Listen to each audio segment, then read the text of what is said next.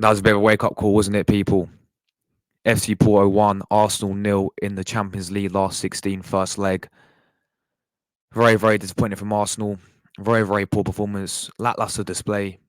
We're going to go through it today. This is the match analysis, tactical breakdown, people, of what I made of the game. And yeah, if you guys, of course, I enjoy these more when, of course, we win.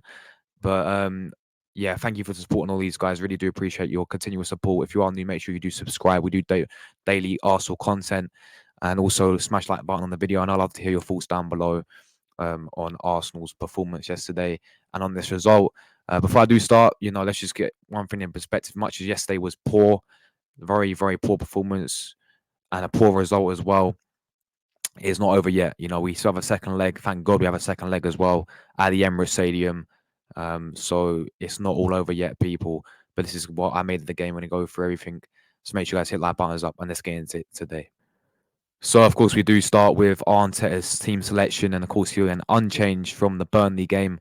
He's been playing this lineup for quite a few weeks now, and it has been working. So, going into this game, I mean, I don't blame Arteta for going with this lineup really, because it's a team that have scored 21 goals in the past 5 games. Has won 5 games in a row. Looking very, very good. So, yeah, I don't blame Arteta for obviously this team selection at all. Really, I think it's the best we could have gone with. I would have made one change, and that was for the midfield. I would have played someone like Jorginho instead of Kai Havertz for this type of game, this type of big game. I believe we could have done with Jorginho in there to give us that stability with Declan Rice in the midfield. But he went, of course, Raya in goal. Ben White was inverting. He seems to be the guy. If you guys notice, I spoke about this last week. He seems to be the guy inverting now. And I noticed it in the first half, people, Ben White inverting next to Declan Rice, in fact, which allowed a big space for Odegaard. And if you watch the opening 20 minutes or so of the match, you would see Odegaard drop him back to Ben White's position to obviously receive the ball, because Ben White's job was obviously to invert next to Declan Rice. So that allowed the massive space where Ben White usually is at right back for Odegaard to come and collect the ball and to obviously progress it forward. He was either trying to switch a play or he's trying to progress it forward, of course. But yeah, because Ben White was there inverting because we have no Zinchenko there. Yeah, Saliba and Gabriel, and of course Kiwior at left back, Odegaard, Declan Rice, and Kai Havertz, and then the front three of Bukayo Saka, Gabriel Martinelli, and Trossard. The front three that's been, firing recently for us. Yeah, we've been firing the front three. So yeah, that was the lineup, guys. That was Arteta's team selection, and I wasn't too fussed about the lineup, really. Because it's why would you change a winning team? Why did you change a team who scored 21 goals? In the past 5 matches, you just don't do that, do you? So let's talk about some of the stats, guys. Shots on target, they only had 2, but we had zero shots on target against Porto in the Champions League game. They had 8 shots in total compared to our 7. 2 block shots each. We had more possession once again, guys. We had the possession, but what do we do with the possession, people? That's the main thing we've got to look at. We may have had more possession against them, but we did not do anything with that possession. We had more passes, but we didn't create anything. We had more completed passes, but we didn't create anything. They had more tackles than us, and of course, there's quite a few fouls to talk about as well. But yeah, just looking at that, 0 shots on target is just not good enough, is it, whatsoever? There, guys, and I know they only had 2 shots on target, but honestly, I literally remember also having one good chance. That's from Trossard, which we will talk about in a minute, by the way, from set pieces. But yeah, Porto win 1-0, guys. That is all the stats there. If anyone wants to look at that, feel free to. All right, so let's talk about the issues then. I want to start off by giving credit to the opposition because Porto had a clear game plan, a clear tactical game plan as well. And what I noticed when watching it, guys, and watching them play really, is when you play against these Portuguese sides, they got these winners and they're pretty much the whole side really. They're midfield, they're winners. They're all technically gifted and they're all quick as well. How many times did we see this? Obviously, the manager's son, by the way, Conasio, whatever his name is, get the ball and just dribble pass and give us a few problems. It was the same with Pepe as well in the attacking midfield role. Quick winners. Galano as well, who obviously scored the goal. These players are technically gifted. This is what you get with Portuguese sides, people. So what they did very well as well, Porto, was they pressed really high up, very high press, and they're known for the high press as well, people. Yeah, they would always press us really high, and they make it very hard for Arsenal to play through the middle, very hard. Um, so we was always having to go out wide. If you guys noticed, we wasn't always going to have to go out wide. But again, that wasn't working as well because Porto was so well organized. They knew exactly what they was doing, and the only way we was really going to score people was from set pieces. That's the only way I was really going to see Arsenal score is from set pieces. I know people will call us set piece FC because we scored the most set pieces in the Premier League. We're the highest team, as I spoke about a few weeks ago. I spoke about how we're the highest team in not just Premier League, but top 5 European leagues. We have scored the most set pieces. So that's the only way I was really going to see Arsenal score is from us creating set pieces. And we had one good chance from a set piece, and that's from when Trossard blazed it over the bar. But I mean, I want to talk about this chance because this is where they should go 1-0 up. This is 20 minutes into the game. And this is where they should come 1-0 up. Once again, the number 10, the manager's son, gets a ball. This guy's very, very quick. Rapid player, very skillful player, technically gifted player. Gets past Kivior too easy here, in my opinion, though. Yeah, just completely skips past Kivior. Crosses it into the box. And for me, it's poor defending here. I mean, Gabriel, I think it came off Gabriel and it bounced back up. But then you got Saliba, White. They're just sort of static. They're sort of static. And Galano just, you can see Galano comes, if you guys watch it back, Galano's behind Saliba, right? And, Saliba sort of just lets him come in front of him to take the shot. It's a good effort, to be fair. It's off the post. And then our defenders are in no man's land. It bounces back out. And then I don't know how he's missed a rebound as well. But we rode our luck in that first chance there, people. That should have been 1-0 to Porto. I just feel like Saliba, static. Ben White, static. The whole, really, our back line here was static. When the cross comes in, it bounces up. Saliba's sort of just static there, isn't he? And Ganello's able to come behind him, get the shot away, even get the rebound as well. Nobody even knows what's going on here. So this is what Porto can. This is what Porto can do. Many people were underestimating Porto before the game, but they can certainly, when they want to, give you some nightmares. They can certainly give you some problems. They're certainly good on the counter attack, Porto. And we'll talk about the second leg later on. But it wouldn't surprise me in the second leg, we're going to see them have a few chances against us and actually have a go against us. Because, they're a team that can certainly do that. And they're a team that can certainly, with the players like, sorry if I keep butchering his name wrong, players like Canasio, right? They're number 10, yeah? Caused some issues yesterday. Galano as well. Caused some issues. Pepe in the midfield. Caused some issues. So yeah, this is where they should have really gone 1-0 up inside the first 20 minutes. That should have been a warning sign there for Arsenal. Now, this is a thing that I spoke about set pieces, yeah, and how we was going to score from set pieces, in my opinion. That was the only way I could really see us scoring against Porto in this type of game. But you guys noticed, yeah, and I don't usually blame the referees. I'm not blaming the referee, but this is what Porto were doing best, yeah, on the set pieces. Every single set piece, the ref had to stop the play. The ref kept stopping the play every single set piece because of a little foul. You can see here, this is what they're doing. They're making it very frustrating for Arsenal. Yeah, and this is what the Porto have done their homework, people. You can clearly see they've done their homework. They understand. They've been watching our games and they understand about Arsenal are very, very good on set pieces. Nicolas Jover's a good set piece coach, a good set piece, piece, a good set piece coach. And we've been scoring majority of our goals. I think, 30% of our goals this season have came from set pieces. So they've obviously done their homework before this, which is why we only had one good chance at a set piece. Because either they will make it really frustrating for Arsenal. The ref will keep stopping the play, keep blowing the whistle, because there's either a bit of altercation in the box or whatever. But they sussed it out, people. And majority of the set pieces, they were either using the likes of Pepe or their other centre back, completely forgot his name. I think it's Otafio. Yeah, they'd use the aerial because You know, they're pretty two decent centre backs because Pepe's still 40 years old and he's got that experience. Yeah, they'd either use them or Costa would come out and just punch it out or collect it because they sussed it out and we only had one spare man. If you guys, I'm going to talk about the chance in a minute, but we only had one. I mean, you saw these two here, Varela and Ben White. How many times were they, you know, sort of having altercations with each other? So many times. Porto sussed it out. They tried to make it frustrating for us. They knew that our biggest threat was from set pieces, and the ref just kept blowing and blowing every single corner, every single set piece. No, the ref had to blow the whistle. Had to have a little chat. It was, you know, they certainly did make it frustrating for us there. Um, but yeah, this was probably our best chance of the game, people.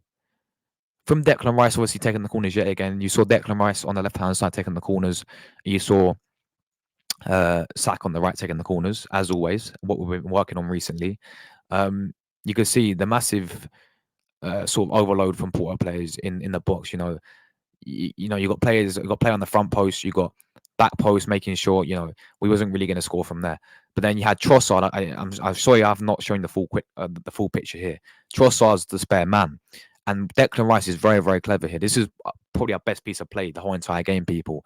Declan Rice with a great ball, great delivery. He knows exactly what he's doing. Declan Rice. Trossard's a spare man. He has so much time. Trossard, so much time in the world. For me, he should at least get on target from here.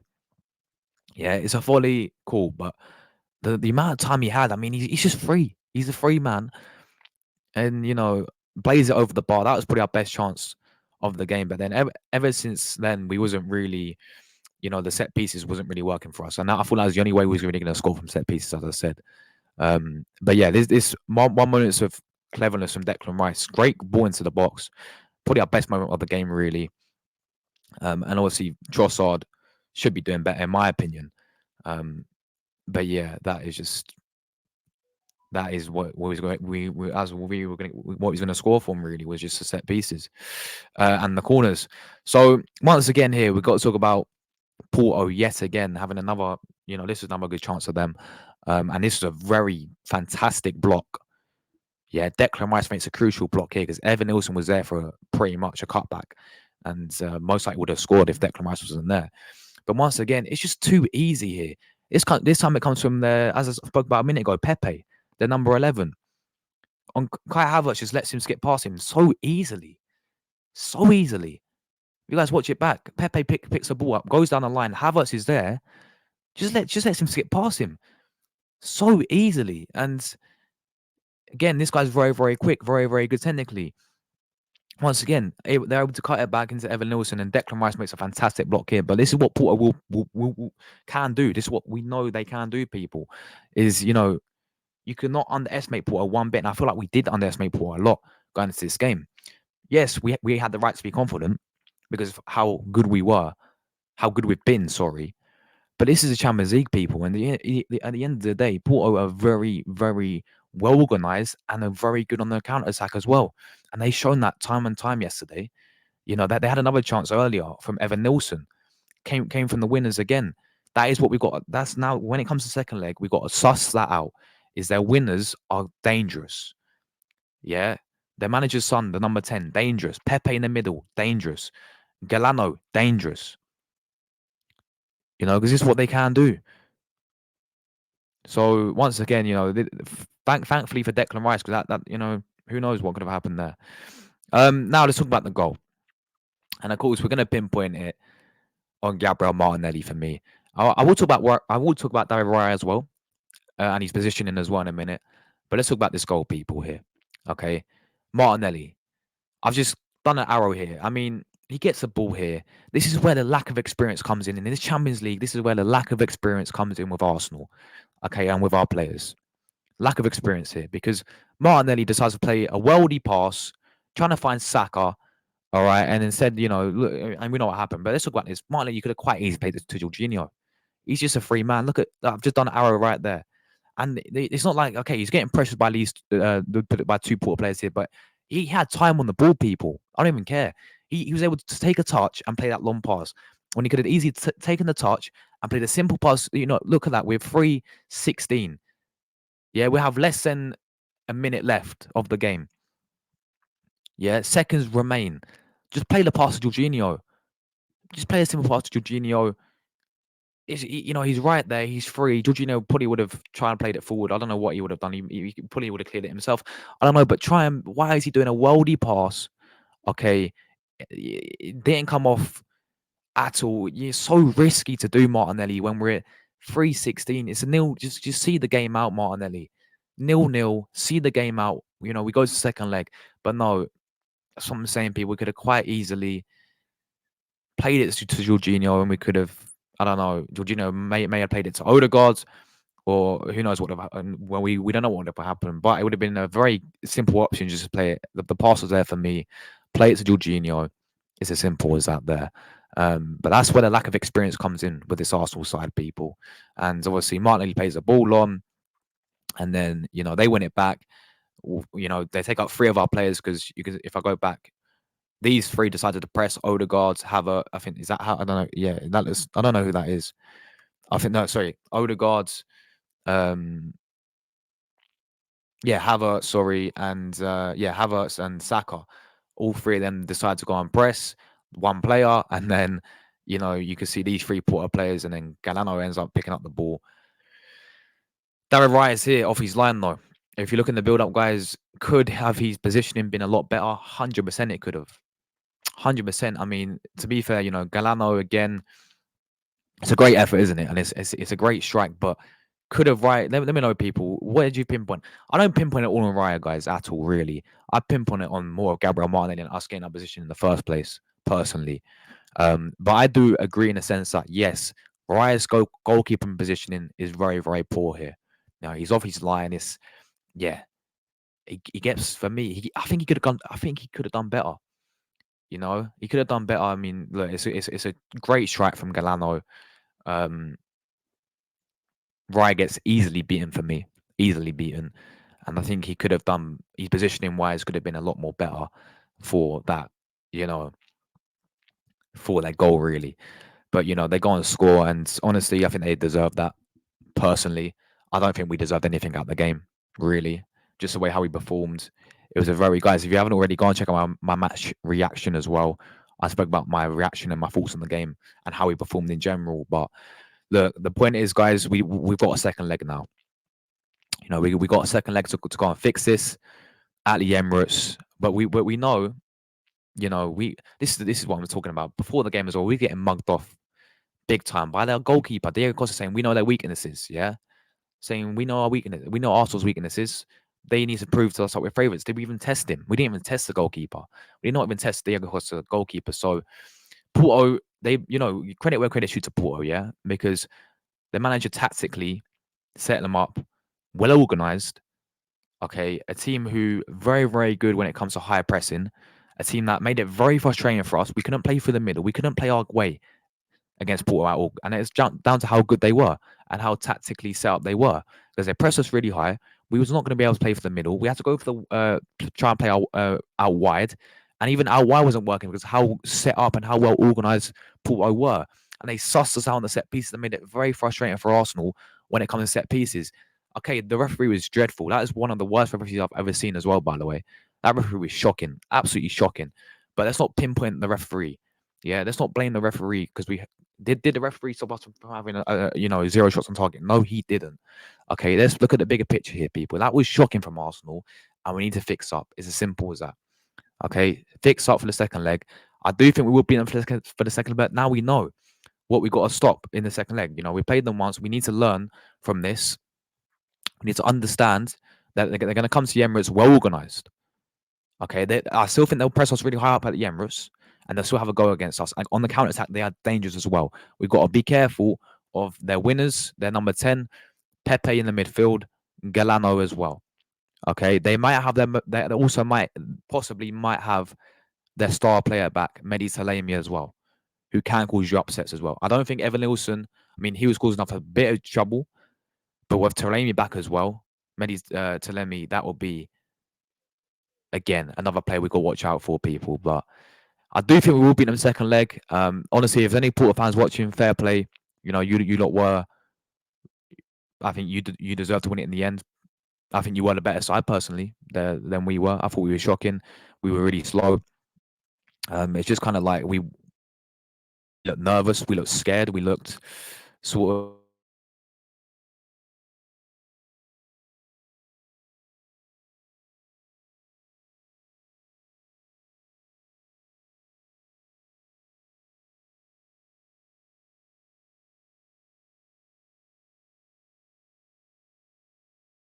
a tactician. This is what I just made. This is my analysis of my personal opinions, pretty much on what I made in the game and how I view the game myself.